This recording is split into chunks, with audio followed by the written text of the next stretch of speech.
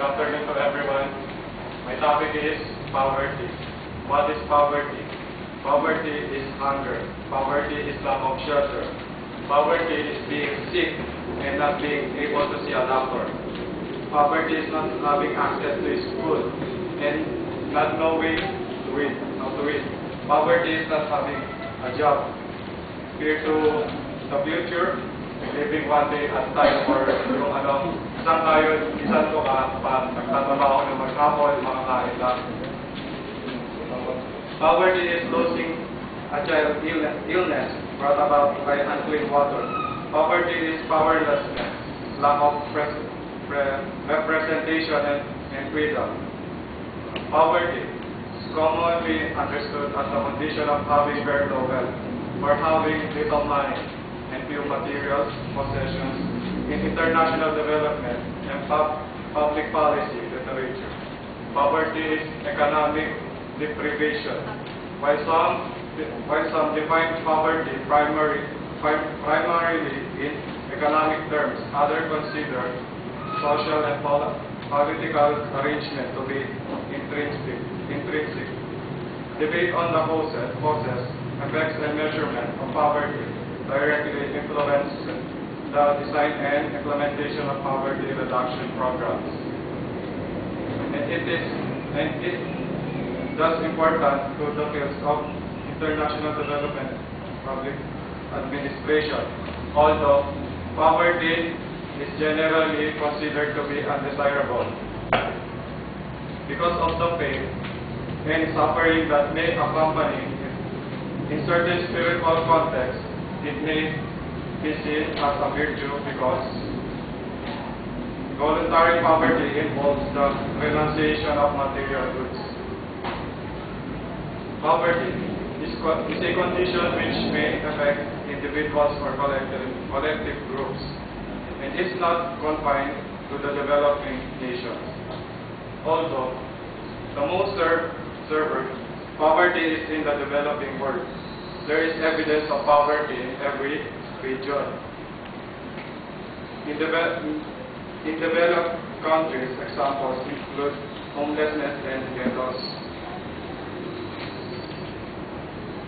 How we can avoid poverty? We can avoid poverty in many different ways. Many people blame to the government about their situation. They thought that it is the job of the government to make them wealthy. But each and every one of us should make a move to get wealth. We should not rely or depend on the government of what we should eat, where we live, or what will be our future. And as I have said, we can avoid poverty in many different ways. Like we must be industrious, o yung maging masipag tayo, tayo masikap sa isang gawain kung kailangan natin ayusin yung pag-aaral natin para maano natin yung buhay natin. Huwag tayong aasa lang. Nakadepende din kasi sa isang tao kung ano yung magiging future niya o kung siyempre, mahirap ka na kung gusto mo pa mahirap, siyempre, ikaw rin gagawa ng mismong paraan mo kung gusto mong makaalis sa kahirapan. Kasi hindi rin yung Pilipinas, kahit saan naman kasi, naganap din yung poverty. Kaya lang, yung ibang mayayaman na bansa, tulad ng US, meron yung mga may hirap sa kanila, merong mga pension na siguro $200 per month. Kaya medyo naiiwasan nila. Process of poverty. Many different factors have been cited to explain why poverty appears. However, not a single explanation has gained universal acceptance. At the international level, some emphasis global systematic causes, such as trade, aid, and debt, the focus of them make poverty history campaign. While other points to make national level deficiencies of public administration and financial management. The focus of good governance agenda of the international financial institution.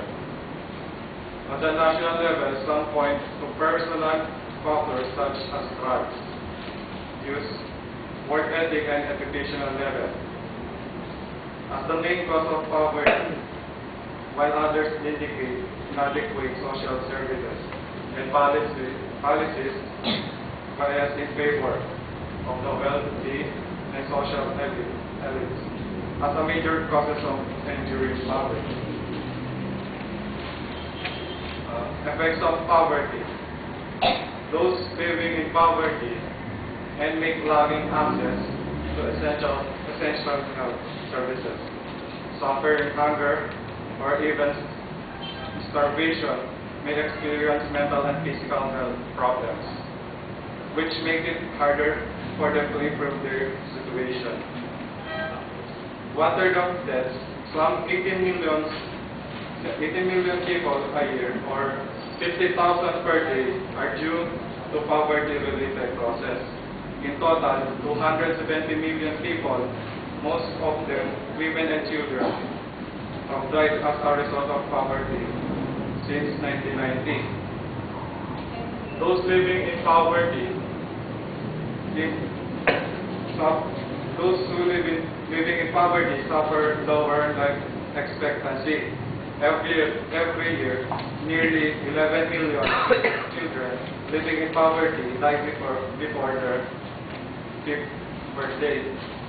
Those living in poverty often suffering from hunger.